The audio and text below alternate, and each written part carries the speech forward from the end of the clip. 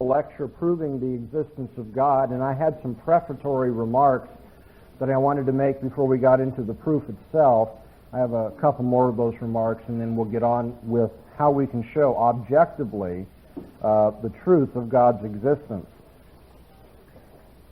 To understand what I'm doing when I prove God's existence, however, and this ties in with something that came up in earlier questions today when Marty was lecturing, you need to understand that an argument need not be accepted by everyone for it to be conclusive. An argument need not be accepted by everyone to be conclusive. What I'm getting at here, to put it another way, is there's a difference between proof and persuasion. You can prove something even though you've not persuaded your opponent. And I know many well-meaning Christians engaged in apologetics, and especially those who want to do it in a presuppositional way, can get misled because when they talk to people and they give what seems to be a really good argument or a refutation, when the person you're talking to doesn't cry uncle, you say, "Oh, I must have done something wrong." Well, that's not necessarily true. You may have done everything right, but your opponent does not want to give in. Believe it or not, people are not completely rational. There are other things that affect the behavior and the attitudes and the verbal responses of people besides whether they see the truth or not, or whether they want to see the truth or not. The Bible tells us that people are spiritually blind and they have hard hearts. And so you could hold up the truth in front of somebody who is spiritually blind, and you might, and none of us ever do a perfect job, but hypothetically, you could do it perfectly. Absolute fidelity to the Word of God. And if the person remains blind, they're not going to say, "Oh, you're right, I guess." God must change the hearts of people. And as you were already instructed, it's not our job to convert people. The Holy Spirit does conversion. Our job, the way I like to put it is, it's our job to close their mouths. And it's the Holy Spirit's job to open their hearts. If you can show that they have nothing to say against the faith, or that what they're offering can be reduced to absurdity, you've done your job. You have defended the faith. You've been loyal to your Lord, faithful to His Word. You close the mouth of the opponent. But whether the Holy Spirit opens the heart so that the light might get in and bring a new life to them or not is really in God's sovereign disposition. And so you must not judge your apologetical efforts on the basis of how many notches you have on your belt. Oh, another conversion this afternoon. I'm doing pretty well. Sadly, I'm overplaying that. I trust no Christian really goes home with this, "Hey, I've got another notch on the belt" attitude. Explicitly. But subtly, that comes out when we think, if I could just do a really good job, then another person would come to the Lord and listen. I hope that God has blessed my ministry in apologetics. When I see people like Marty lecturing, I believe that I'm doing something right. I'm proud of him and others like him. But the fact of the matter is, none of that's me. I'm not smarter than other people or more spiritual than other people. It's not anything that's in me. It's God's grace that changes any of us. And that's why presuppositionalists of all people ought to be the most humble when they defend the faith. Because when I reduce my opponent to absurdity, if this grant that I can do that, or I have done that occasionally, when I've reduced him to absurdity, I don't stand over him, like some kind of lawyer and say, macho Dr. Bahnsen. I have to tell him while he's laying on the ground bleeding, I've been there too. And the only thing that, raises you up on your feet, or to use the biblical figure of speech, the only thing that gives you new life is the love and grace of God. And the only reason I hurt you is because I want you to know how good God is. All of us are fools until Jesus changes us. And then the world thinks we've really become fools by following Jesus. But in 1 Corinthians chapter 1, Paul tells us that what the world calls foolishness is the wisdom and the power of God. And you know what God does with this foolishness of the world? He destroys the wisdom of the world. And so in apologetics, By God's grace, if you are faithful to the Lord, you can reduce your opponent to foolishness, to absurdity. But when you do it for the sake of his coming to a new life. Yet the giving of that life is not your work. God does that, just like he attends your argument with success. And so all the praise and the glory goes to him. I'm going to prove God's existence to you. I mean that in no arrogant way. I mean that as a philosopher. I'm going to give you what I think is a proof that God exists. And it's an objective proof.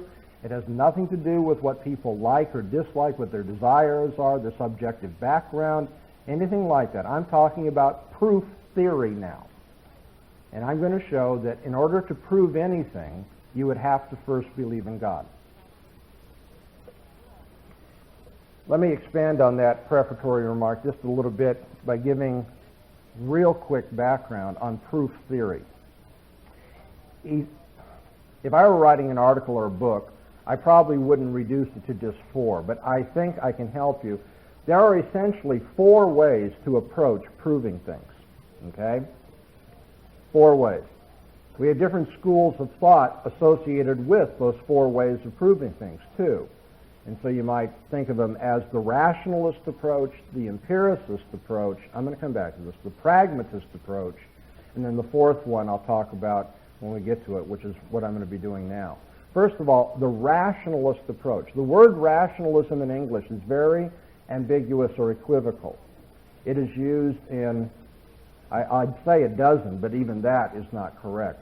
A couple dozen, 3 dozen different ways in the history of philosophy you can find rationalism, rationalist used. But when we speak of the rationalist approach to proof, what we mean is something is proven when it uses clear and distinct ideas in a logical fashion. If you can come up with a logical presentation of what are considered self-evident or clear, distinct concepts, then you have proven it.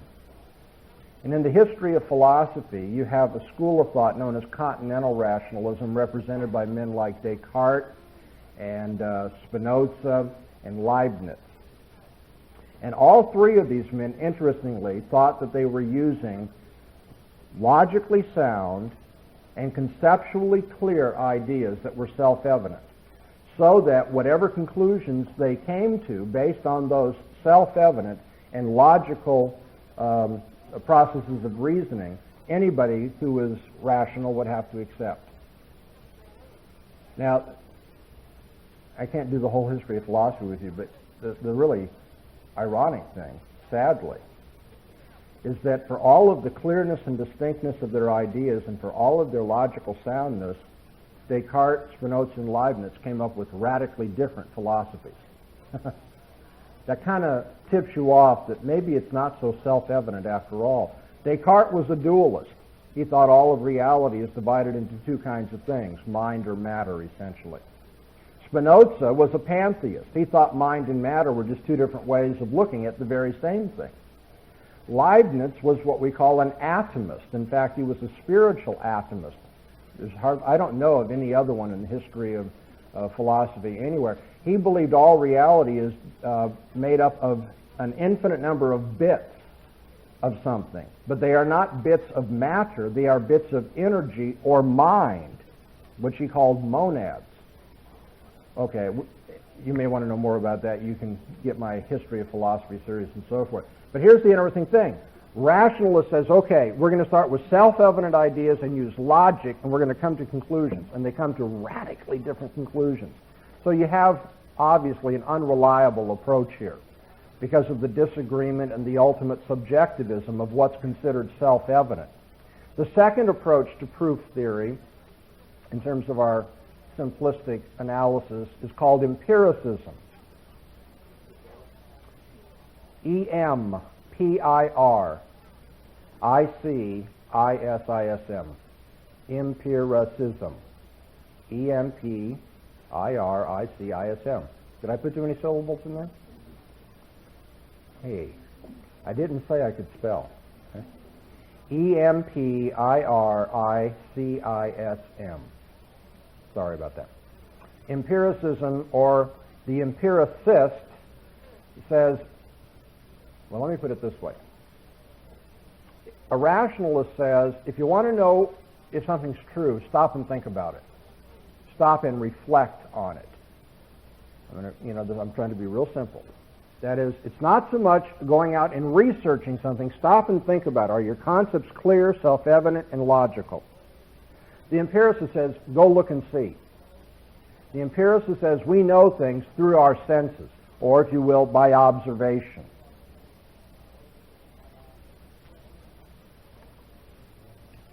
Most people who have not gone to college or have studied philosophy, at least in our culture, I have to be careful, most people in American culture would think that they are probably empiricists.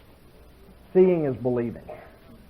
So if you're going to prove something to me, you're going to have to put it in so I can see it, taste it, touch it, smell it, hear it, whatever. The problem with empiricism are basically problems in what we call cognitive psychology. Problems in cognitive psychology. John Locke was an empiricist, the father of what's known as British empiricism. And John Locke struggled with the psychology of knowing things or learning, the psychology of learning, if everything is based upon some kind of sensation or observation. And Locke finally came to the conclusion that he couldn't really know things in the world or know that the world outside of himself was real. He also thought, well, everybody's going to give me a break on this, and, I can slide by on it. But Locke essentially locked us all up into our own sensations.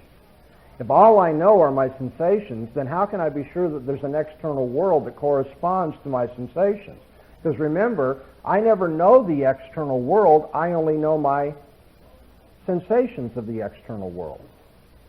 And so George Berkeley worked on that and came up with an interesting solution that you don't want to know about, but it was called subjective idealism.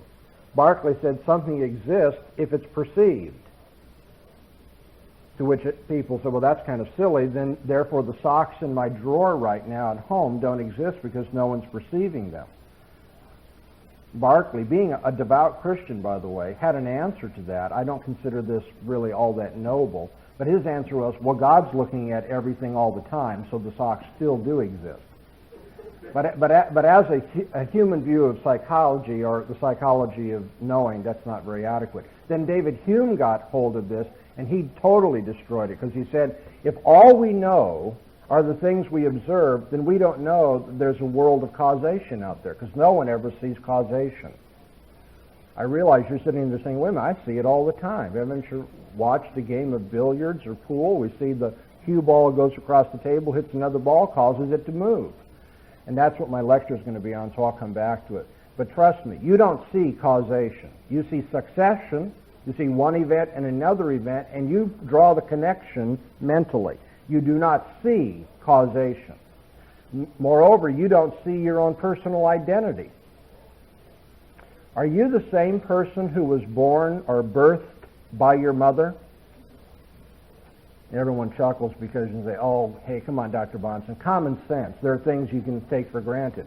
Well, you know what? That's one thing I like about philosophy. It's a vicious department. And so, though we might all want to get along and say, yeah, we all know that we were birthed by our mothers, the philosopher is going to say, yeah, but your theory of knowledge, if that's true, then that should be an excellent specimen of how your theory of knowledge works. Because we all know that one's true, so test your theory by that. Try testing your theory of personal identity back to this baby that your mother gave birth to. Has anyone ever seen the continuity of personal identity through time? Forget somebody else. I mean, that's problematic enough. How about yourself? You look at that little picture of you and you're so adorable, and you say, that's the same person. It's the same person? Did you see continuity through time? Did you observe continuity? Did you feel continuity through time? The answer is no, you didn't. And so Hume said, we don't know causation. We don't know personal identity. He went on to give a number of other things, and I am not kidding you. Every graduate, well, some undergraduate students in good departments, every graduate student that has to read Hume will verify for you. He says right in his writings, he gets to the place where he's so frustrated where he says, well, then we can't know anything. And at that point he says, I want to go play backgammon with my friends. That's the best the unbelieving world could do in empiricism. Empiricism, which starts out seeming so reasonable, seeing is believing, ends up telling us we can't know anything at all. So empiricism leads to problems in cognitive psychology and proves to be self-defeating and leads to skepticism and David Hume playing backgammon rather than writing another book. So the rationalist approach is unreliable. The empiricist approach reduces to skepticism, and this led finally, well not finally, but after a while in the history of epistemology to what's known as pragmatism. The pragmatist says, I'm not going to answer the problems that the rationalist was trying to answer, and I'm not going to answer the problems of empiricism. I'm going to ignore them as utterly irrelevant. And I can give you, I think you probably have, but I can give you some sympathy for the pragmatist, because essentially the pragmatist says, while you philosophers, are diddling away trying to answer all these intellectual questions, we're still living our lives. This hasn't kept anybody from knowing, step out of the way of the train, plant in the spring, harvest in the fall, sort of thing. We live our lives anyway. So the pragmatist says, forget those traditional problems of philosophy. The only thing that matters is adjusting to your environment and being successful at life. Pragmatist says, truth has nothing to do with being rational or having evidence. Truth is simply a matter of what works. And again, I'm bringing this down to a real elementary level. I'm being oversimple, but it'll put you on the right track. The pragmatist says, truth isn't a matter of evidence, and it isn't a matter of logic. It's a matter of what gets you by. Truth is what works. And so, if you seek the proper end, and you're successful in reaching it, then you've got the truth. If the hypothesis that you're following doesn't get you to that end, if you haven't solved your problems, if you haven't been successful, then it isn't true. And I hope that some of you are budding philosophers and you don't have to be spoon-fed this. You're sitting there saying, well, that all assumes you know what the proper end is. Successful at what? What are we supposed to do? And in an article that we don't have available, you can't read today, but if you want to pursue this, I go through, in terms of modern publications and academic theories, different versions of what the pragmatist goal is supposed to be. Is it the preservation of the race? Is it the individual's adjustment to his environment? You have to know what you're supposed to be here for. And by the way, I would say this as a Christian to the pragmatist. Well, whatever you do, you want to make sure that you live your life in such a way that on the day of final judgment, God finds you acceptable. Because you see, if you live 40, 50, 60 years, and you seem to have done real well in your biological or economic or social environment, but then you go to hell forever, I'd say that's pretty counter-utilitarian. That is, it wasn't very useful, was it? So the pragmatist needs to not only know what the proper end in life is, the pragmatist must also know whether there's a heaven or hell, God, and so forth. But that puts him right back into the traditional problems of philosophy. You can't decide whether you're being successful if you're going to be short-sighted and just say success is just in the short run. Let me get through this life. Or maybe what? A year, or a month, or a day, or a minute. Who knows? What are we supposed to be living for? You can't make pragmatic judgments. You can make arbitrary pragmatic judgments, but you know that's got to be tossed out. You can't make pragmatic judgments without the traditional questions being answered, it turns out. And so pragmatism, when all is said and done, is really a refusal to look at the tough questions. Pragmatism is intellectual adolescence. Now, I realize a lot of pragmatists out there would be insulted by that kind of language. But what I mean is this. The pragmatist is like, don't take this wrong, it's like elementary students such as yourself listening to a week or two of these lectures on all these tough questions and then saying, oh, forget it. The only thing that matters is whether I get through. If I'm living my life and I'm happy and so forth, then that's truth. Truth is what works. And that's really an avoiding of the tough questions rather than an answering of the tough questions. Okay, so I'm not going to try to prove that God exists rationally. That is, in terms of clear and distinct ideas, logically, carried out. I'm not going to try to prove that God exists empirically. It's like we can go to the pantry and open up and see if there's a box of crackers there and say, oh, lo and behold, God exists. You all remember the Russian cosmonaut who went up in space a number of years ago and came back and he said he knew there was no God because he went out in space and didn't see him? That really happened. Am I telling the truth, Gary? That really happened. I know that this sounds so stupid, but empiricists will expect you, if you're going to prove anything, you're going to have to give some observational evidence of it. And say, God's not the sort of thing you can prove observationally. Well, then he doesn't exist. I'm not going to try to satisfy the empiricist, and I'm not going to try to prove that God exists pragmatically by saying, hey, your life will go better. It's kind of like things go better with Coke, right? Well, but if you have God, things go even better than with Coke. No, I'm not going to be a pragmatist in my approach. Okay, so how am I going to prove God's existence? You may think, Gary may be worrying I'm using up all my time, you may think all this is just prefatory. If you see what I'm getting at, I've really almost got to the place where the proof can be over. I'll take a few minutes to do it. The only way you can prove something ultimate, like the existence of God, transcendentally. That's not a word we've been using, but now we're going to use it for the sake of shorthand. I could define transcendental proof over and over and over again every time I want to use it, but then I'd really run out of time in my lectures. So I'm going to define the word, explain the concept, and then use it. A transcendental proof asks, what are the preconditions of intelligibility? That is, what are the transcendentals? That's an archaic philosophical word, I realize. When we say, what are the transcendentals, we're saying, what must be true for something to make sense? What are the preconditions of intelligibility? The preconditions. What sorts of things would we have to think are true in order for something to make sense, to be intelligible? Remember our checklist I went over? Said, are these considerations arbitrary? Are they inconsistent? What are the consequences? And then finally, and this is where apologetics gets, in high gear, what are the preconditions of intelligibility, right? What are the transcendentals? A transcendental proof argues from the impossibility of the contrary, saying, you have an ultimate presupposition, I have an ultimate presupposition, and the problem with yours is, or the contrary of mine, is that if what you say is true, we couldn't prove anything. Nothing would be intelligible. Nothing would make sense on your presupposition. And so you prove your presupposition by the impossibility of the contrary.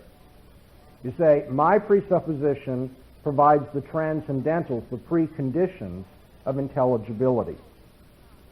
In the debate that I'm hoping that you all now will order, and you've heard me summarize already, the particular form of transcendental argument that I used with Dr. Stein was the transcendentals of logic. There are other kinds, and that's what I'm going to give you here in just a moment. Basically, I said, Dr. Stein, doing a debate presupposes the laws of logic. You have to have something by which you evaluate arguments or lines of reasoning. But now, what would have to be true for there to be laws of logic? To answer that, you have to say, well, what are laws of logic? Are laws of logic like marbles? Can you trip on them on the ground? Could you accidentally swallow a law of logic? No, it's not a material thing at all. A law of logic is abstract. It's immaterial. Not only is it abstract, it's universally applicable, and it's absolute. It admits of no exceptions. And so what I want to know, Dr. Stein, is, given your worldview, could there be anything that is abstract, universal, and absolute? And of course, being an atheist, there can't. He's a materialist. That is, to put it simply, for him, only marbles exist, and things like marbles, things you can touch that are hard. Or they don't have to necessarily be hard, but they're perceivable through the senses. The smell of a rose exists, but that's because there's something that's not so much hard, and nevertheless you can have a sense experience of. But the laws of logic, you can't smell the laws of logic. Some people think they're smelly, but you can't smell the laws of logic. You can't taste the laws of logic. You can't trip over them. Couldn't buy them in the store if you wanted to. You can buy books on logic, but books on logic are not the laws of logic, just like books on mathematics are not numbers. I know, every year I have to do this with these people. Can you see a number? The intelligent people are saying no, and the people who know they don't know the answer are sitting there in cold fear. Don't call on me.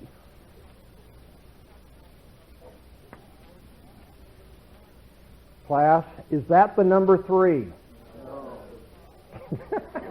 No. Well then it must be another number. It must be the number 4, the number 5, right?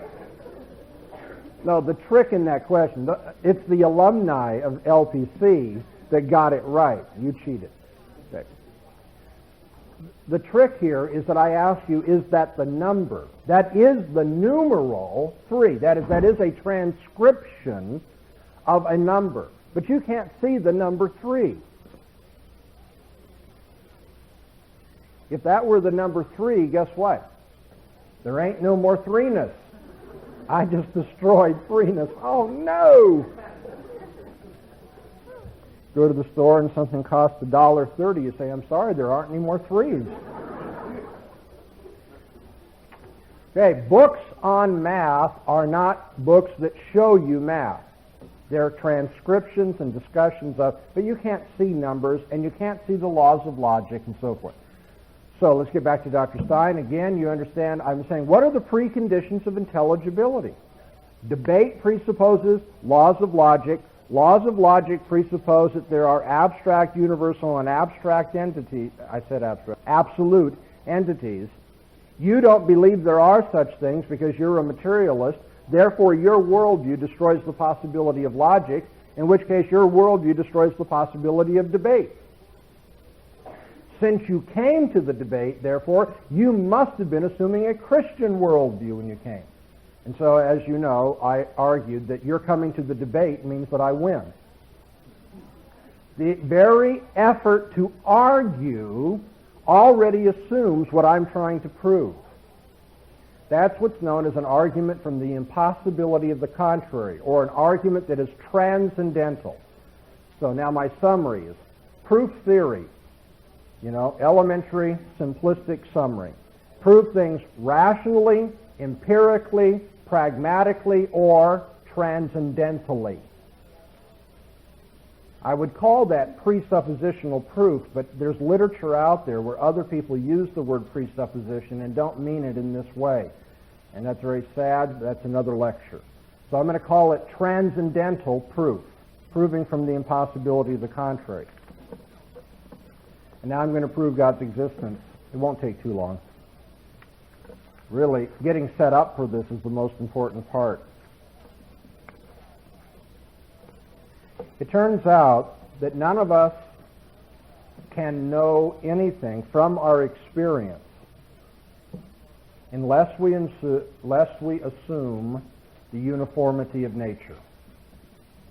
That's the pedestrian way of putting it. If I were in a philosophy hall, I probably would not say that because that's kind of ambiguous and so forth. But you know what I'm talking about. I'm saying the world that we experience demonstrates continuity or uniformity.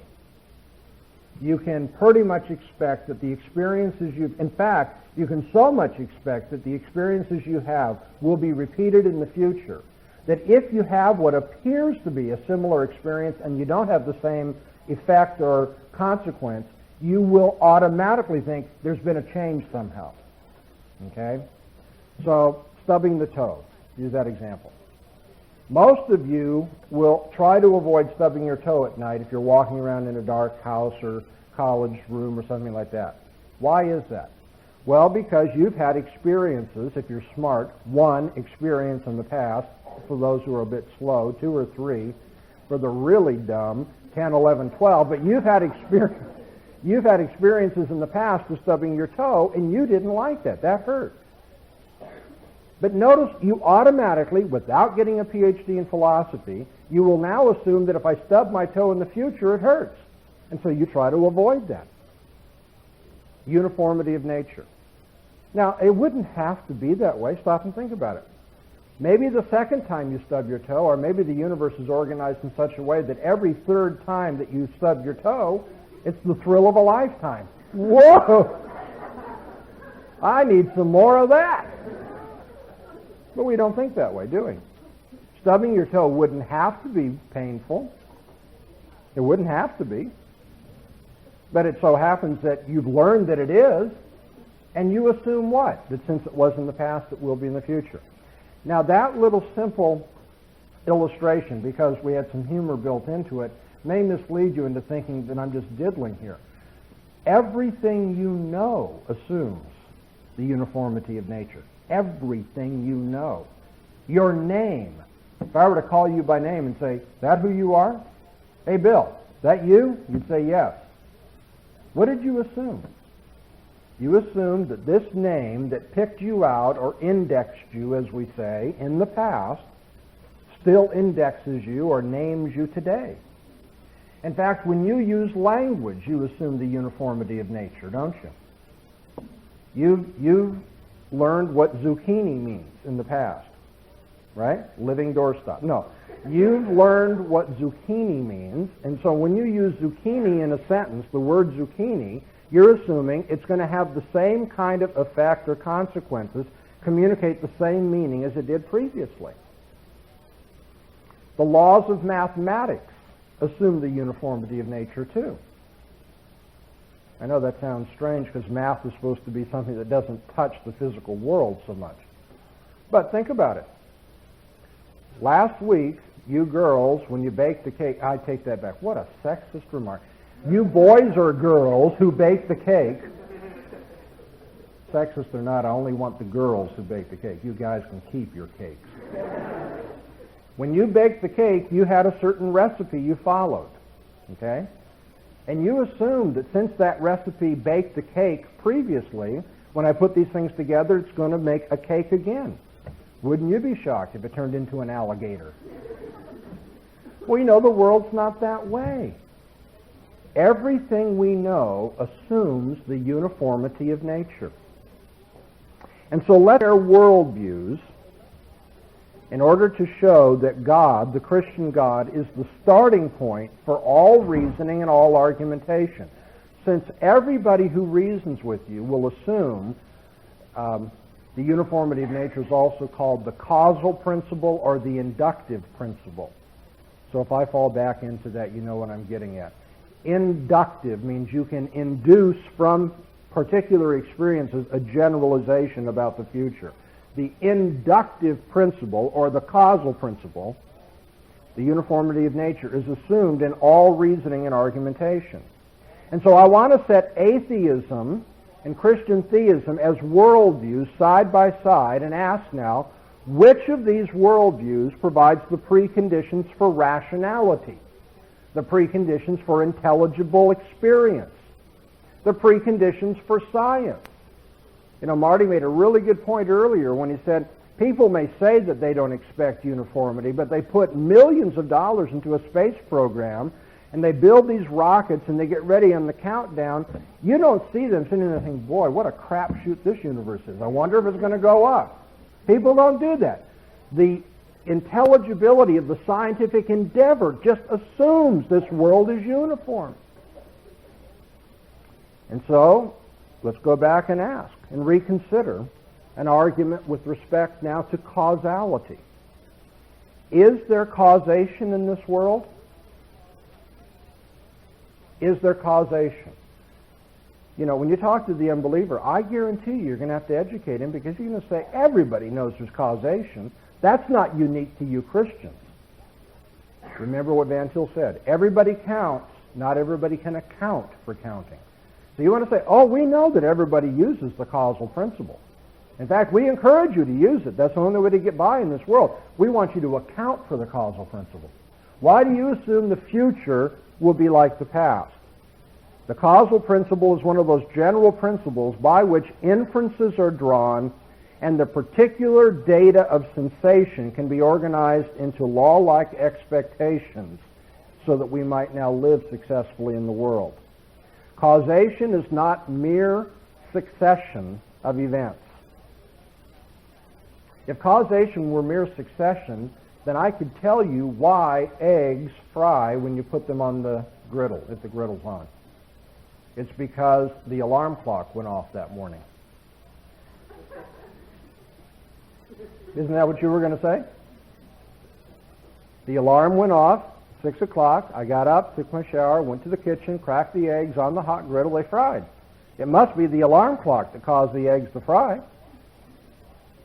And somebody says, no, Dr. Bahnsen, the fact that it preceded doesn't mean that it caused it. That's just succession of events. Mere succession, event A, alarm clock ringing, event B, eggs frying. Those two things are not necessarily connected. That's what David Hume said. He said causation is not just succession of events, it's necessary succession of events. Now, can we see succession of events? I'm not going to get real advanced on, because I could argue you don't even see succession, because succession assumes temporal understanding, and no one sees temporality, but that's way too advanced. Let's just say we do see succession. I see this, cracking of the eggs, hot griddle, I see it frying. I see succession of events. But do I see any necessary connection between the two? I'm granting we see a temporal succession. I mean temporarily, I'm granting. We do see a temporal succession. We don't see a necessary connection. David Hume granted that. Now, let me go one better here. Time's running out. I'm almost done anyway.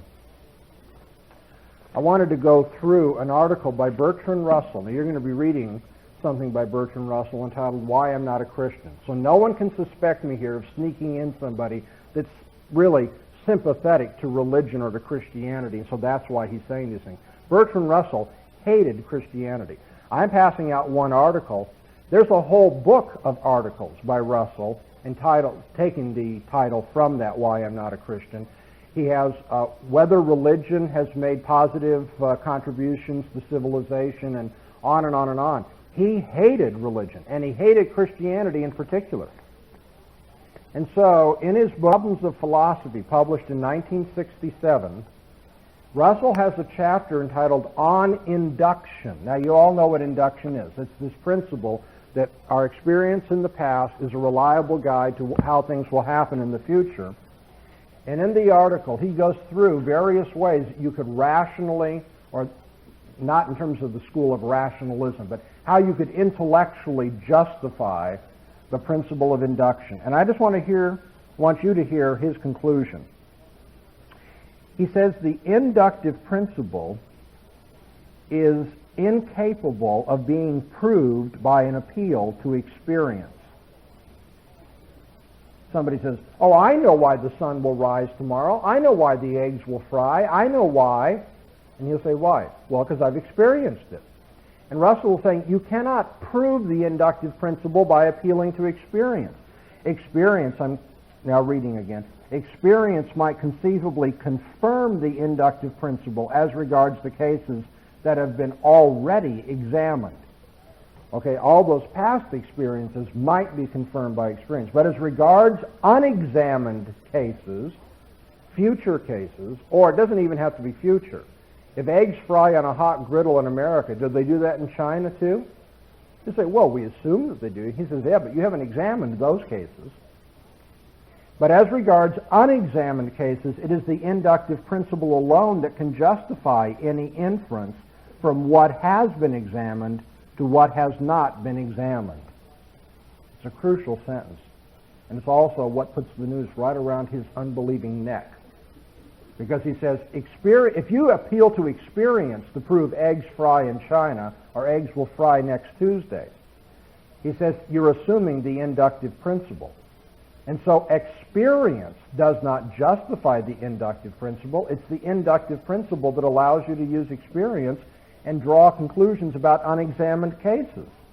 All arguments which on the basis of experience argue as to the future or the unexperienced parts of the past or present assume the inductive principle. Hence, we can never use experience to prove the inductive principle without begging the question. Uh-oh. Bertrand Russell, expert in 20th century logic, says if we use the inductive principle, we're begging the question, which is the logical fallacy. Thus, we must either accept the inductive principle on the ground of its intrinsic evidence or forego all justification of our expectations about the future. He says there's two options. Of course, being an unbeliever, he's excluding the third option, which is we know that nature is uniform because God, the personal God, who created the heavens and the earth and sovereignly controls everything that happens right down to the hairs of our head, that God makes the future like the past and amenable to our knowledge so that we can get to know it, subdue it to His glory. But Russell says, no, it's either the intrinsic evidence for it or there is no justification whatsoever. Well, if there's no justification, that is to say believing in the inductive principle is irrational or arbitrary. Remember that? Here's a man talking about the most basic principle of science.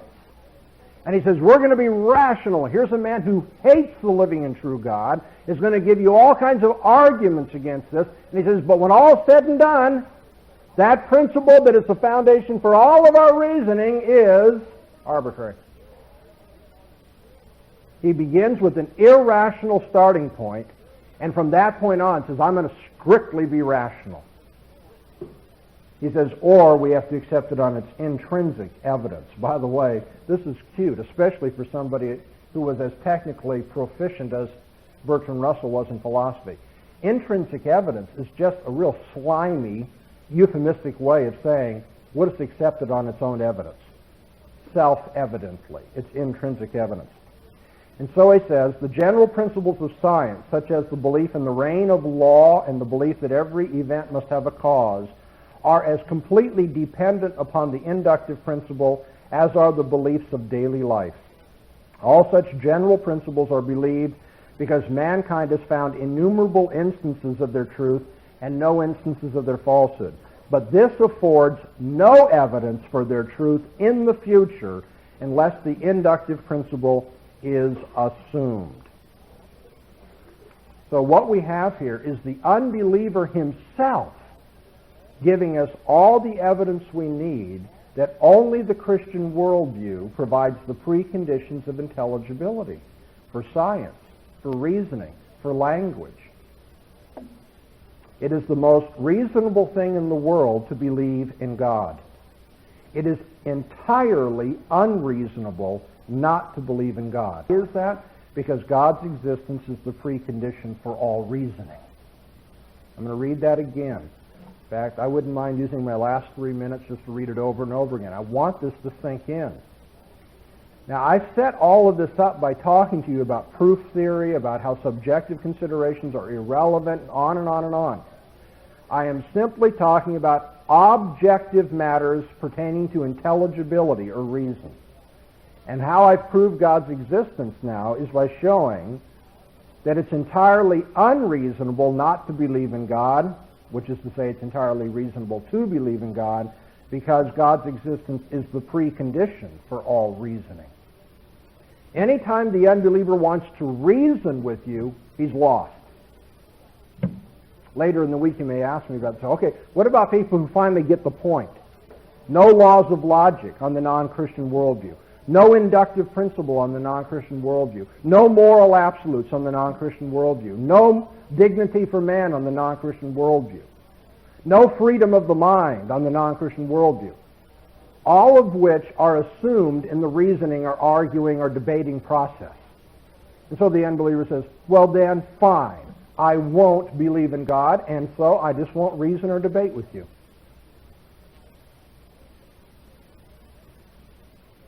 Well, if you want to know the apologetical answer, it is okay, fine. Well, then you concede that we're right and you're wrong.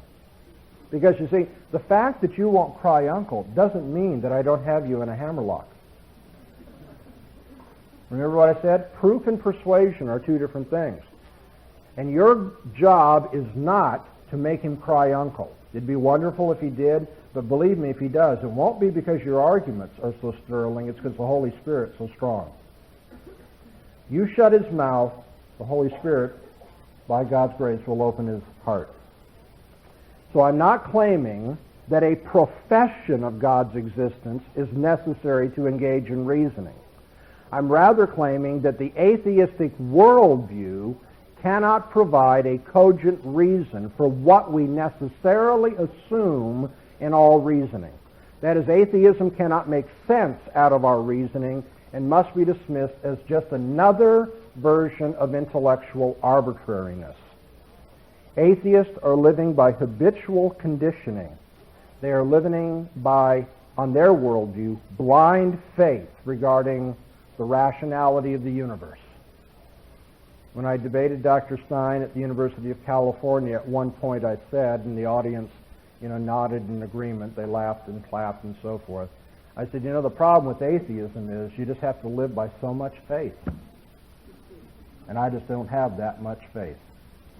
All right, thus far in our lectures, we have already looked at a number of particular apologetical problems. We've looked at the problem of whether you can trust the text of Scripture, whether the Jesus of history, if there ever was a Jesus of history. We've looked at the question of God's existence, a matter of faith and reason and other things like that. So I don't want to say that we're now going to begin some illustrations, because there's been plenty of illustrative material, and I hope you'll go back in your notes and pick that out and remember where it is. But up to this point, I've been trying to teach you and to apply illustratively this 4-point checklist. When someone's arguing with you, these are the things you want to look for. Are they being arbitrary? Are there inconsistencies in what they're saying? What are the consequences of their argument? And what are the preconditions of intelligibility? My argument for God's existence came from the preconditions of intelligibility. That's what we were doing as we went through there. But now I'm just going to start taking as blocks of material different problems that people will throw at you in terms of being a Christian. And for this particular lecture session, I want to deal with the problem of evolution. People will tell you that you can't believe the Bible because people who have mouths at work will tell you you can't trust the Bible because it teaches creation, but we know now from science that man came about through the evolutionary process. Okay?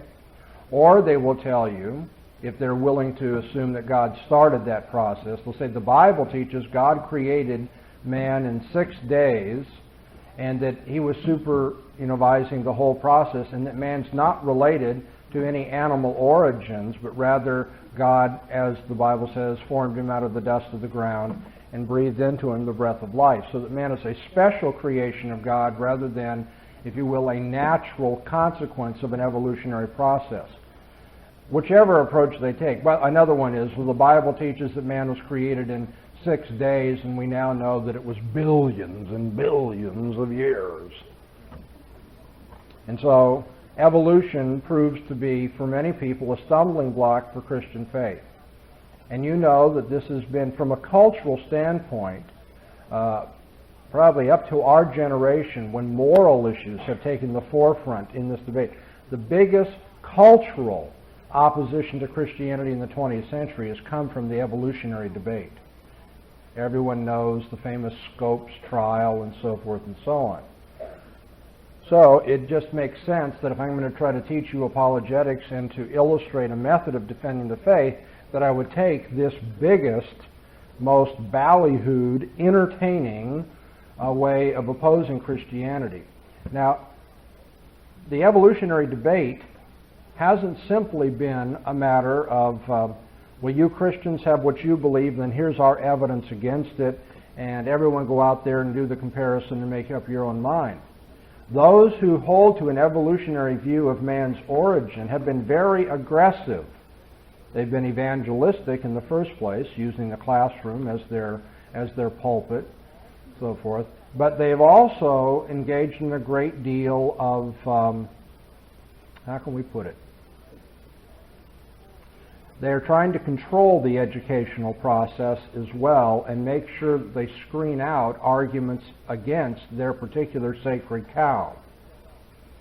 Now I bring that up. In a sense, we're going to come back to it, but I bring that up at the beginning because You need to be suspicious of anybody who says, I don't want to hear the contrary evidence.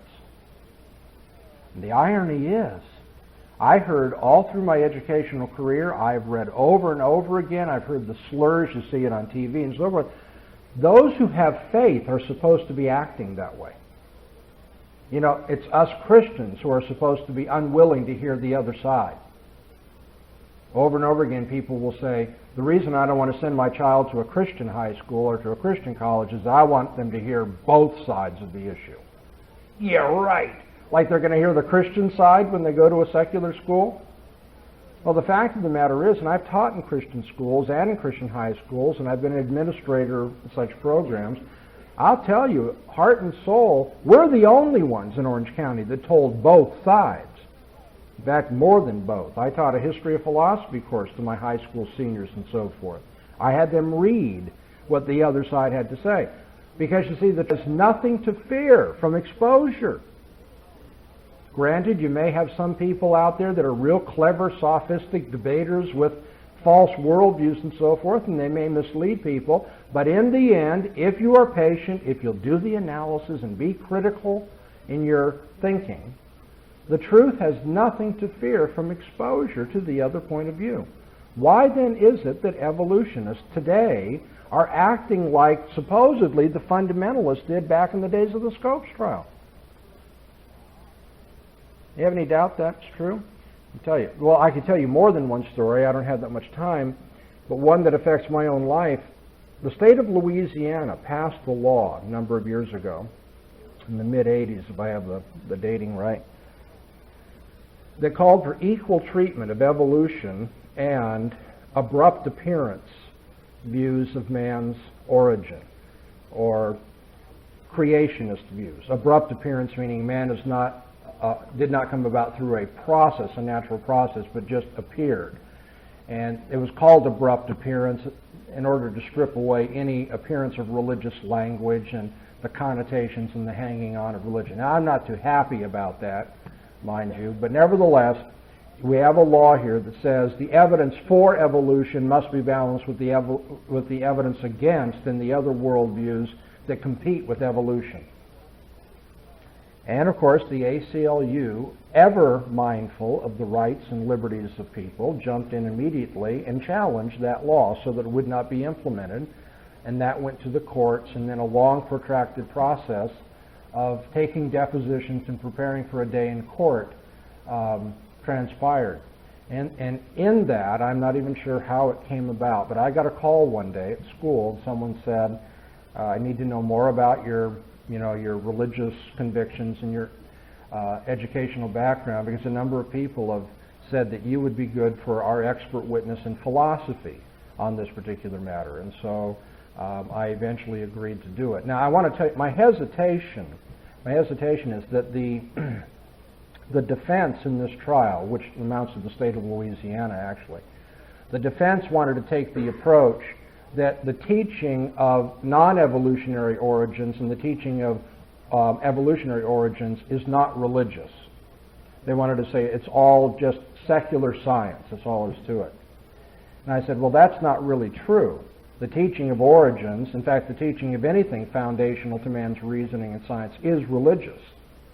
They said, yeah, but people won't understand that. They'll think that we're asking for religion in the classroom. And I said, you've got religion in the classroom. That's the point. Yes, but we can't use that language. So I ended up having, the reason why I agreed to do it is, my point is evolution and creation science are on an equal footing in terms of their theoretical nature. If you don't want to use the language of religious, then I'll find other ways of putting it. But the point is, evolution is not scientific and all the others are religious. Whatever you want to call the Christian view, the evolutionary view is that as well. Call it religious, call it a matter of fundamental conviction, a matter of worldview, on and on and on. So that's why I was willing to go into it, although I wasn't real happy with that particular strategy of calling it all secular. Nevertheless, we went into this. I had a long deposition I gave in downtown Los Angeles one day, about 8 hours, with the ACLU, a couple of lawyers, and they came in, boy, and their guns were loaded. About 10:30 in the morning, one of the lawyers asked for the court stenographer to stop. What he meant is, I want to say something and have a discussion off the record. And you'll understand why he wanted it off the record in just a second. So she stopped, and he turned to me, and he said, I have to be real honest with you, Greg. I have never heard anything like this. He said, I have no idea what to say. And essentially my argument was this: what's sauce for the goose is sauce for the gander. And I had just spent a little over 2 hours showing him that evolution is not a scientific theory. And that's what I want to tell you today as well. And after I give this lecture, I've done this in places where people have heard it 2 or 3 times, and then finally, like after the 3rd time, they go, now I've got it. So I'm hoping it won't take you that long to get it, but it is hard for this to sink in because it's part of the air we breathe culturally now. People think evolution is a matter of the facts of science disproving the truth of the Bible. And nothing could be further from the truth. Evolution is not even a scientific theory. Yes, I know it's taught in science classrooms. Yes, I know that it's pervasively labeled a scientific theory. And by the way, just so you don't be misled, I realize many pop publications on this will point out that evolution, is fact. It's only a theory. That's not the point I'm making here. I'm saying that it is a theory, but it's not a scientific theory. It does not have scientific credentials. Evolution is a philosophy. And if you'd like to follow up on this, I just thought of this. I'm not a perpetual commercial. Please don't take me this way. But if you get our catalog, you may want to get a photocopy of my article on worshiping the creature rather than the creator. It comes from the Journal of Christian Reconstruction from a number of years ago. And in the article, I basically just wanted to trace for people the ideological and cultural context of Charles Darwin's work, The Origin of Species. And I make the point there, Darwin did not, if you know the history of philosophy, Darwin didn't give anything new to the world at all. He only put a scientific veneer on views that were being propagated long before Darwin. And we're going to talk about that veneer being very thin and inadequate, but nevertheless, evolution is not a scientific theory. Evolution is a philosophy. It is a worldview, actually. And so in the end, the way to refute evolution is to compare the 2 worldviews. And once we get to that point in this lecture, I hope you'll see how really easy it is. The biggest thing for an apologist, the biggest thing to get across, just like in my last lecture, the most important thing was to set it up right, to close all the exits where people want to run out and to get rid of all the misconceptions so we can finally get down and narrow in on what the real issue is, and then bing, bing, bing, it's pretty easy. And the same way with evolution. The main thing you've got to get across to people is that evolution has no scientific credentials. It has no evidence, 1, and 2, it doesn't even have the traits of a scientific theory. That goes against everything they've heard. And so you may have to do this. You may have to shoot this bear over and over and over again with the same gun. You know what I mean by that? The temptation is for Christians when they have good arguments. Sometimes they see this bear running at them, and they have a gun that has good bullets in it, and they shoot it, and the bear is still standing. And so then they say, oh, I guess the gun wasn't good and the bullets weren't good. Got to go to something else. No, some bears take more than 1 bullet to put down. So shoot again, and shoot again. After you make this point, people will hear it, go in one ear, out the other, as we say, and they'll go right on talking like, well, we've got the facts of science, and you've got this Sunday school faith commitment in God, the Creator. You say, no, that's not the nature of the debate here. You got to make that point.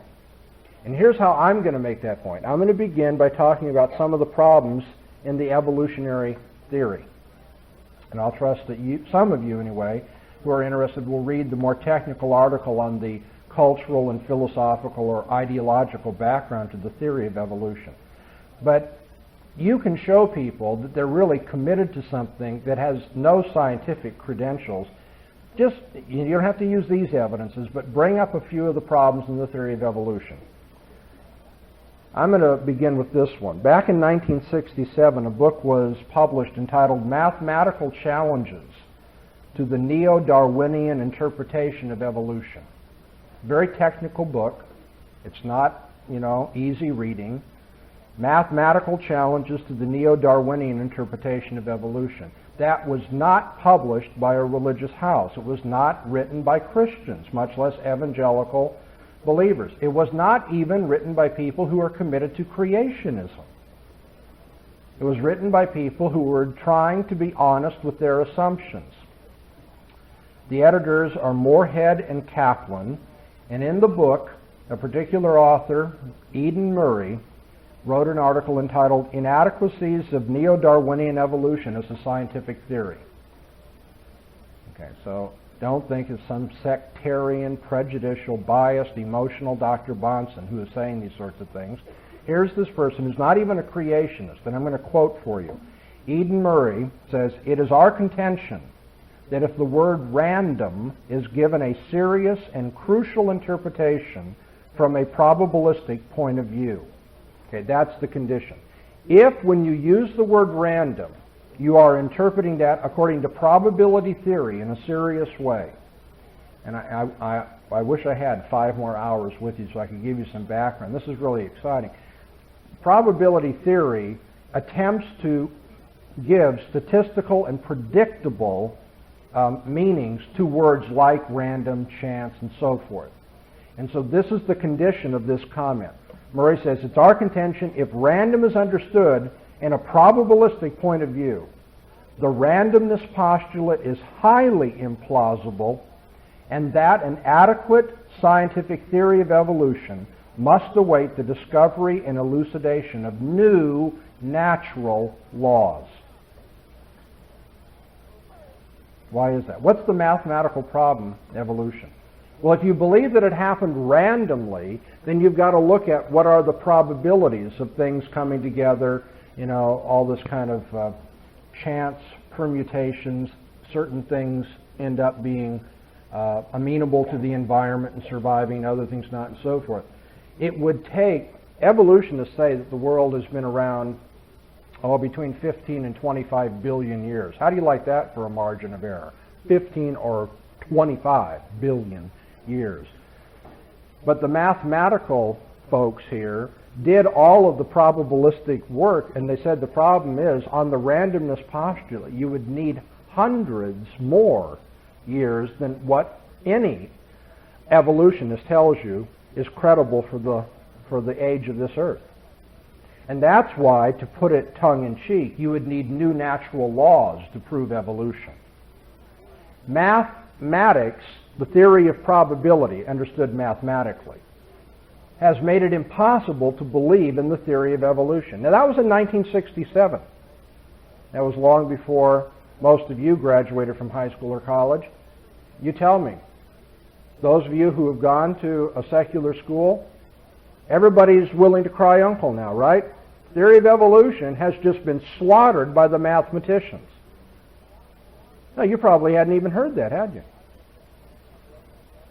Michael Denton, in his book Evolution, a Theory in Crisis, published in 1986, gives us some idea of part of the mathematical problem. He says to get a cell by chance, according to the randomness postulate, would require at least 100 functional proteins to appear simultaneously in one place.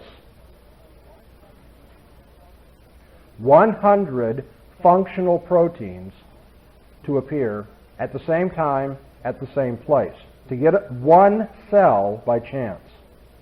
And he says the probability for each could hardly be more than 10 to the minus 20th power.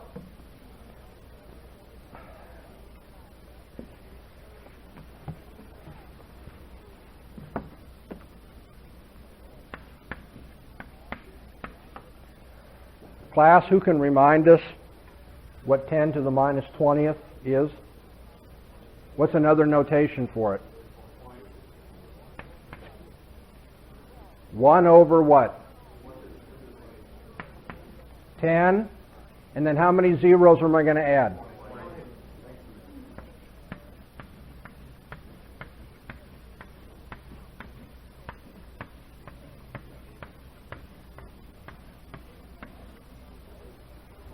You know, that's one whale of a big number.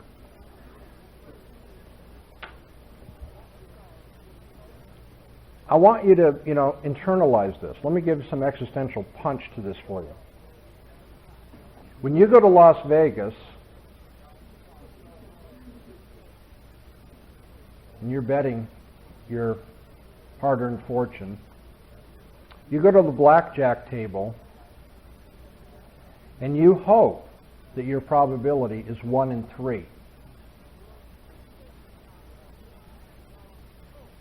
Doing pretty good, if those are the probabilities that you're going to pull a winning hand. 1 in 10, if that's really what it came down to, only a fool would play blackjack.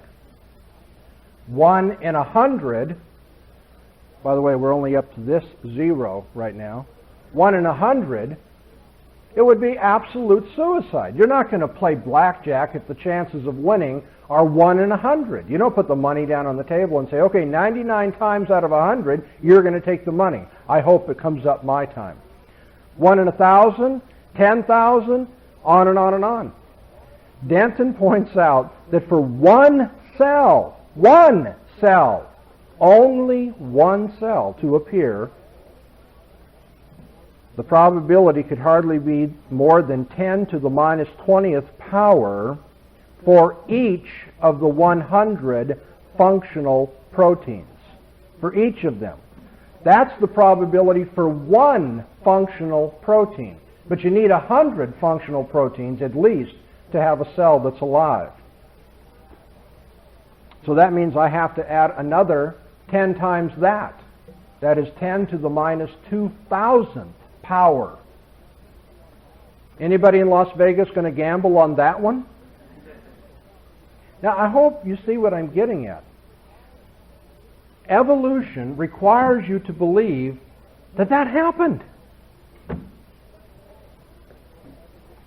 Fred Hoyle, in his book Evolution from Space, published in 1981, said that there are about 2,000 enzymes, so that the chance of obtaining all 2,000 enzymes in a random trial is only 1 part in 10 to the minus 40,000th power.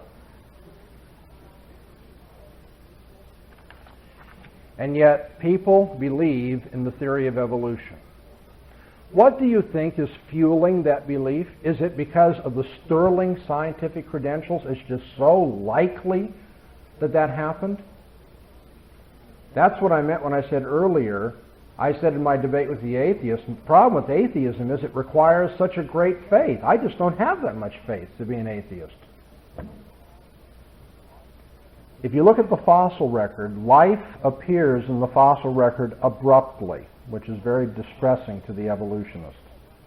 Not only does it appear abruptly, it appears in complex forms in the fossil record. And there are gaps, sadly, for evolutionary theory, systematic gaps between various living kinds in the fossil record. Now listen to me. We have hundreds of millions of fossils in the museums around the world. Hundreds of millions of fossils, and not one of those fossil traces, not one of them provides an intermediary form, or what was commonly called a missing link, between these various living strata. Not one. In particular, there are no fossil traces of a transition from ape-like creature to man. In 1970, Lord Zuckerman admitted that in his book, Beyond the Ivory Tower. The Ivory Tower being those scientists who still believe in evolution. Paleontology is a great enemy of evolution. A great enemy. And so, it turns out, by the way, one of the men who was giving a deposition contrary to me in that ACLU situation in the Louisiana case was Stephen J. Gould. G-O-U-L-D. Gould is perhaps the most famous paleontologist in our country, maybe in the world today. He teaches at Harvard. Stephen J. Gould understands that the fossil record's an embarrassment to evolution. And so he's come up with a new theory of evolution. You're going to love this. He calls it punctuated equilibrium. Punctuated equilibrium. Here's the problem. The fossil record shows equilibrium, shows continuity. It does not suggest that what you have is the development of one simple form, and then it gets more complex and more complex and more complex, and evolves from one kind to another kind, and then into a higher kind, and so forth. And so Gould says, well, then I guess evolution must have taken place in short spurts rather than over the long haul. And if evolution took place in short spurts, if you'll grant me that hypothesis, then there would not be enough time to leave fossil remains during the evolutionary hot periods, and therefore the fossil record itself would be just what we find it to be, punctuated with these life forms. Yeah, some of you should be chuckling at that. And so, let me boil this down as a philosopher for you. Now, like Columbo, I just have one more question here. Dr. Gould, what you're telling me then is that the evidence for evolution is that there can't be any evidence for evolution? Is that right? That's exactly what he's saying. He's saying evolution must have taken place in such a way that it couldn't leave evidence in the fossil traces. There you have it. Does that look like a scientific approach, or has somebody got his mind made up before he got to the fields where the fossils were found?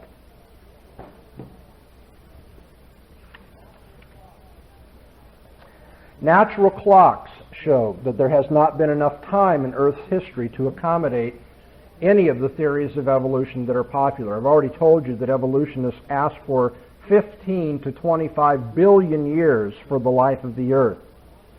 Now then, it takes about 1,000 years to produce an inch of topsoil by means of wind and rain, what we call erosion. Over 1,000 years, erosion will produce 1 inch of topsoil. So the topsoil on the Earth's crust should be a very thick layer. Remember, we're supposed to have been here 15 to 25 billion years. You know what the average topsoil depth is around the Earth? 6 to 9 inches. There's not enough topsoil to account for Earth being here that long. So people say, oh, well, that's because it's been washing into the ocean. We would have that topsoil, but it washed into the ocean. Well, then we should be able to measure the sediment on the ocean floor, shouldn't we? In fact, the sediment on the ocean's floor should be miles deep if the Earth is that old. The average depth of ocean sediment is 0.56 of a mile. Just not enough. Given the present rate at which meteor dust from collisions with the Earth's atmosphere is settling on the Earth's surface. I know that's going to make you feel kind of yucky, but dust is constantly settling on the Earth. As meteors hit the atmosphere of the Earth, they disintegrate, and all that then dissipates through space and gently comes down and is all over our bodies. That's why you have to shower every day. Anyway, at the rate at which meteor dust is settling on the Earth's surface, if the Earth is billions of years old, there should be, by mathematical calculation, about 50 feet of dust on the Earth everywhere right now. You know how deep the moon dust was when they got up there, which is a much better place to prove this than on the Earth where we have winds and so forth, 1/4 of an inch. 1/4 of an inch. Now you see what I'm getting at? It's not as though evolution's got all these great pieces of evidence and we need to be embarrassed. There are so many counter pieces of evidence against evolution, it's just incredible. And I have others here, but I'm going to skip them because I want to get on to my real point. Evolution is not believed by your professor or by your roommate or your next-door neighbor because of its sterling scientific credentials. Evolution is a silly scientific theory.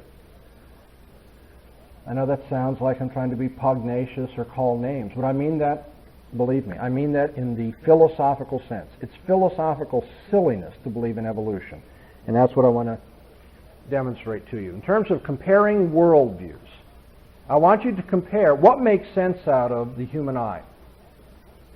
The evolutionary theory or the theory of special creation?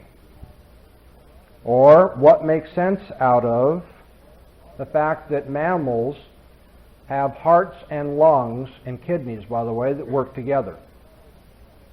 And you're saying, if you don't know much about evolutionary theory, you may wonder why that's such an embarrassment to evolutionists. Evolutionists maintain that organisms develop gradually over time. Okay? But we know from the functioning of the human body, not to mention cattle and all sorts of others, that it won't do any good for a human being to have a heart if the human being doesn't have lungs. And it won't do any good for the human being to have a heart if it doesn't have a kidney either, or kidneys. So you need heart, kidneys, and lungs all working in tandem, right? But the evolutionary theory says hearts must gradually develop, kidneys must gradually develop, lungs must gradually develop. And unless it's late in the afternoon and you're just getting tired, you should be sitting there saying, well, of course, it's a huge problem. How could you have hearts gradually develop if you don't already have lungs and kidneys waiting for them? But how could you have hearts and lungs and kidneys waiting for them? They've got to be gradually developing too. And even if you believe they gradually develop together, which by the way is a silly picture, imagine that, these little, proto-hearts and proto-kidneys and proto-lungs. Well, we're going to grow up someday and work together. No, it doesn't work. The fact that they gradually develop rather than appearing simultaneously in full mature form makes it impossible for the organism to live any longer. Evolution kills off all of its guinea pigs. The evolutionary theory simply cannot deal with that, cannot deal with the function of the human eye or its development. Because you see, every change in a living organism is preserved according to evolution because of its favorable interaction with the environment. That is, it provides some advantage for life. And I'm going to ask you, the human eye is to develop over 1 billion years. Take the first step from the creature that had no eyes. The first step's not going to look much like an eye, but that first step is only going to be preserved if it is favorable to interaction with its environment. And so what is a proto-eye worth, do you think, to an organism? Well, I can tell you it's worth exactly nothing. Not even a quasi-developed or halfway developed eye is beneficial to the organism. A fully functioning eye is real helpful. You can see, the dinosaurs coming and run away and things like that. That's helpful, sure. But it's a real strange development, this eye. You know how the eye works? If you don't, that's another reason why Christians ought to study science. And it used to be a motivation for studying science, is you'll really glorify God. It's absolutely remarkable the way the eye works. But forgetting just the organism of the eye itself, the eye is wired, to use computer analogy, is wired to the back of the brain. You would not expect that on the evolutionary theory. It should be wired to the front of the brain. That would be the quickest and easiest way to do it. It's wired to the back, and it's backward wired. And as you know, the image that comes in is upside down, and the brain has to make it reversed. Now, what is it about all of that was favorable to the organism? Again, the human eye is a great embarrassment. So is sex. Those of you who are alumni of this institute know how I enjoy using that because everybody wants to know about sex, right? So I'll ask you real quickly because I know my time's running out. Where do babies come from? Don't tell me, we'll all be embarrassed, I know. You know that human babies come through what we call the process of copulation. You also know that we supposedly evolved out of a puddle of slime, to put it bluntly. And way back billions and billions of years ago, our grandparents were nothing but little amoebas. And the little amoebas didn't copulate. How do most organisms, short of sentient creatures, do carrots copulate? No. That surprised some of you? That worries me. Amoebas and other sorts of things multiply by cell division, don't they? Then when you finally get mobile and sentient creatures, then they learn about the birds and the bees from their parents, and they make babies, right? Okay, that's real simple. You don't need a PhD to understand that. Evolution says we started out as non-copulating amoebas, and we ended up, with all this stuff that we do today to make babies. Okay? I want you to explain that to me. What is it that led to the changeover from cell division to copulation in the process of reproduction? And this is especially a juicy one. Explain to me how that happened gradually. I'd like to know what the value of a partially developed genital is. You see what I'm getting at? I'm not really trying to be a comedian. This theory is silly. Anybody would think about it. If you didn't go into the classroom with this solemn presentation from a PhD, you'd look at this just like the child and say, I don't think the king has any clothes on. You couldn't possibly believe that. But they do. They do. Compare the worldviews. Compare them. Tell me, I erased it so it's not there now. Tell me if this sounds arbitrary to you. According to evolutionary theory, there was once nothing but disorder. And then the world as we know it, of course, it was packed into an infinitesimal point. It became ordered and exploded. But the explosion created an ordered realm, if you will, that was inorganic. Okay, so we went from disorder to order. Now you have the right to ask. Everybody who studies philosophy, this is the one ticket, you get to say, why? Could you explain that to me, please? Why did disorder become order? We don't know. Trust us on that one. Okay, so it's early in the morning, you're saying, oh, okay. But now this ordered, inorganic world at some point began to live. So how? How did the non-living become living? This is contrary to every pattern of reasoning that you'll see in the scientific process and in logic too. You can't get more in your product than what you had in the cause. And if there wasn't life to begin with, unless you think life is just a more complex form of non-life, by the way, there are real conceptual problems with that. Life is just the complex version of non-life. It's like bricks don't live, but if you put them together just right, they're living. Again, I'm giving you the comedian's version of it, but that is what the evolution is telling you. It was inorganic, and then one day it got so complex that it started living. Yeah, right. By the way, how did it get that complex? What caused it? Oh, well, we don't know. Well, that which was living, remember we just have soup right now, the little puddle of slime. It's living, but what's living is all identical in its life forms. The evolutionist says now we must start getting diversity.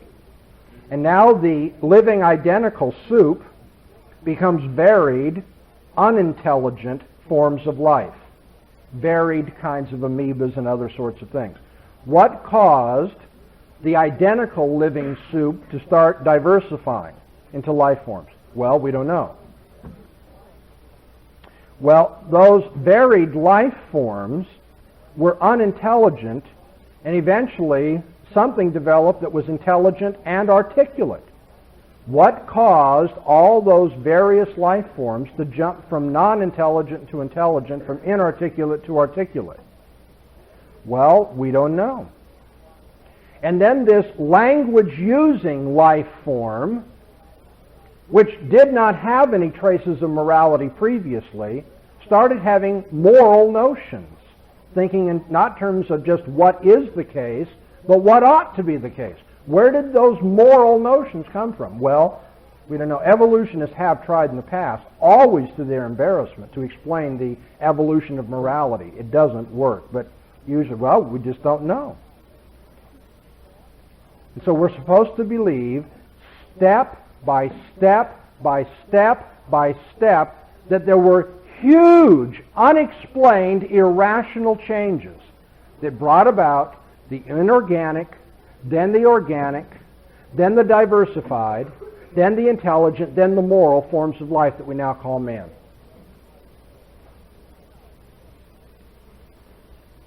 I've sometimes said, you have to be careful with this remark that it not be taken in the wrong way, but I've sometimes said that the best refutation of the theory of evolution is just repeating it.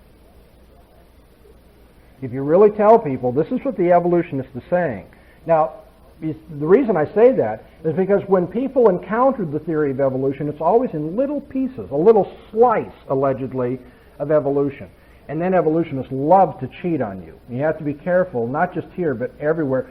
Unbelievers will like to change the subject and then equivocate on the word. Evolutionists, when you ask them for evidence, will often give you evidence of change within a particular life form.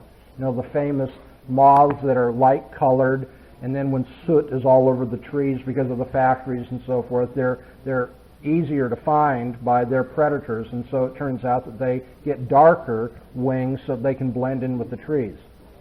I mean, just about every book you read will give you that. It has flaws in it too, but nevertheless, that is not the kind of evidence, that's not the little slice that I'm talking about here, because that's not even a slice relevant to the theory of macroevolution. No one doubts that there are changes. I mean, just look, all of you are human beings, but look at all the different colored eyes, all the different colors of hair, height, weight, body build, that sort of thing. Yeah, there are changes within life forms. We want to know if there are changes between life forms. Evolutionists never give you that, but what they do give you is a little slice of something. And what I'm saying is, no, just tell the whole story for us, you know? You know, Daddy, tonight for bed, could you please read the whole book for us? And then you say, you expect me to believe this fairy tale? No rational person could believe this. And now we come to the startling conclusion. J. Tyndall, in 1874, wrote these words.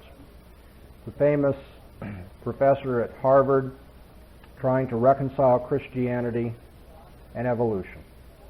And he said, the basis of the doctrine of evolution consists not in, before I read what it is, have I set it up? He's telling you the basis for the doctrine of evolution. Here's why you should believe in evolution. The basis of the doctrine of evolution consists not in an experimental demonstration, but in its general harmony with scientific thought. That was his way of saying what I began this lecture with. Evolution is not a scientific theory. It's that it harmonizes with the whole spirit of science. And of course here science is understood as a secular, procedure for interacting with and learning about the world. Or let's go to Stephen Jay Gould, our famous punctuated equilibria guy. In his article where he presented this theory entitled Punctuated Equilibria, it appeared in Paleobiology in 1977, page 145. I am not making this up. The most famous paleontologist in this nation defending the theory of evolution says, and I quote, "The general preference that so many of us hold for gradualism," that is to say evolutionary development of man, for gradualism is a metaphysical stance. Metaphysics is a division of philosophy that studies the nature of reality. So I'm just going to use the word philosophical when I reread this because I don't want to lose you. The general preference that so many of us hold for gradualism is a philosophical stance embedded in the history of Western cultures.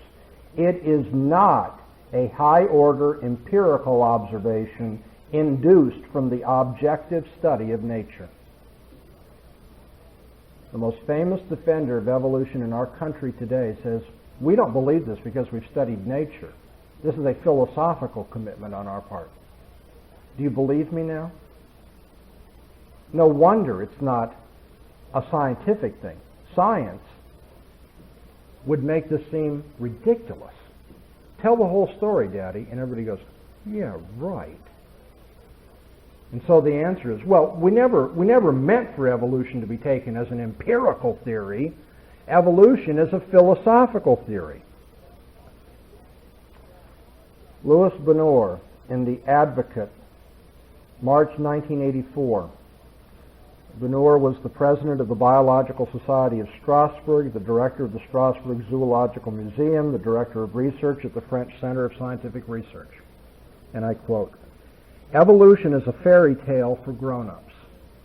This theory has helped nothing in the progress of science. It is useless." Well, but you know that it's useful, don't you?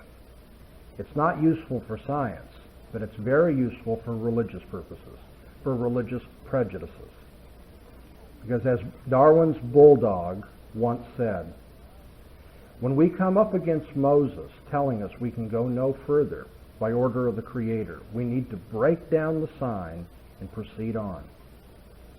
The value of the theory of evolution is that it enables us to dispute the biblical view of man's origins. And you know what? If you take away the first 3 chapters of the Bible, if you think about it, you've really taken everything away. And that has always been what gives evolution credibility. It is the first refuge of those who don't want to be stuck faced with what the Bible says.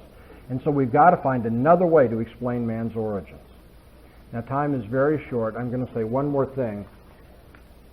Darwin held that the way in which evolution works, I told you this was a philosophy of life long before Darwin. He gave it a scientific veneer.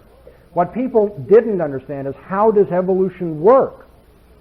There were people who were committed to gradualism, but they said, scientifically, how does it work? And Darwin said, well, it's by the survival of the fittest. Organisms change, and those which change and are the most fit for survival, then they survive, and they produce more changes and so forth. And the unfit ones drop off along the way. And that was supposed to be the mechanism, you see, that drives evolution forward. Survival of the fittest. And sadly, it wasn't Christians who pointed this out. It was analytical philosophers, people who are unbelievers and in some cases violently against Christianity, who pointed out that the theory of